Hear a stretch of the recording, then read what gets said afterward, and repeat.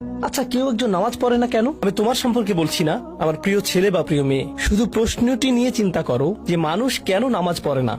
এর অনেকগুলো উত্তর থাকতে পারে, আর এই প্রশ্নের উত্তর আল্লাহর কাছেও আছে। উত্তরটা খুবই ভয়ঙ্কর। এই উত্তরটি আমি খুতবার শুরুতে পড়েছি। তিনি বলেন, ফালা সাদ্দাকা ওয়ালা সাল্লা ওয়ালাকিন কাযযাবা ওয়া তাওয়াল্লা। সে আসলে সত্য গ্রহণ করেনি এবং সে নামাজও পড়েনি। তিনি কাফির সম্পর্কে বলছিলেন। তিনি দুইটা জিনিস বলেছেন, এই লোকটি সত্য গ্রহণ করেনি এবং নামাজও পড়েনি। কথাটা ভাবনার উদ্যোগ করে। যদি বলা হয় সে সত্য গ্রহণ করেনি, আমার আশা হলো তিনি বলবেন লা সাদ্দাকা ওয়ালা আমানা, কিন্তু তিনি বলছেন লা সাল্লা। এর মানে হলো আল্লাহর সত্য গ্রহণ করার ব্যাপারে তোমার অন্তরে কিছু একটা মিসিং আছে। না না না, বাচ্চাটা বলে আমি আল্লাহকে বিশ্বাস করি, আমি মুসলিম। হ্যাঁ, তুমি এখানে মুসলিম, তোমার মাথায়। কিন্তু এই সত্য তো শুধু তোমার মাথার জন্য না, এই সত্য তোমার অন্তরের জন্য।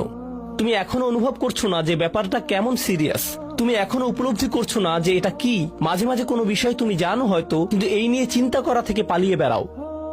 এটা সত্য, তুমি জানো বিষয়টা কিন্তু চিন্তা করতে চাও না।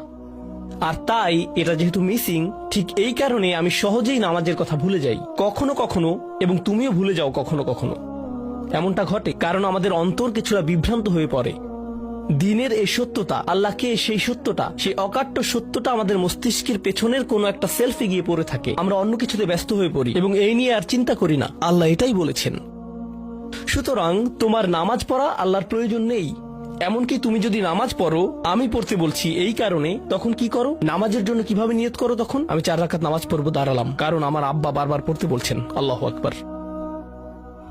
নবী সাল্লাল্লাহু আলাইহি সাল্লাম আমাদের বলেছেন, নিয়ত সঠিক না হলে কাজের কোনো মূল্য থাকে না। ইন্নামাল আমালু বিন্নিয়াহ, ইন্নামাল আমালু বিন্নিয়াত। এমনকি যদি তুমি কাজটা করেও থাকো কিন্তু তোমার নিয়ত ছিল আমি শুধু তোমাকে বিরক্ত করি, এটাই তোমার নিয়ত, তখন এই নামাজ আমার যেমন কোনো উপকার করবে না, ঠিক তেমনি তোমারও কোনো উপকার করবে না। তোমার সত্যিকারের আন্তরিক নামাজ থেকে একমাত্র যে উপকৃত হবে সে হলো তুমি নিজে।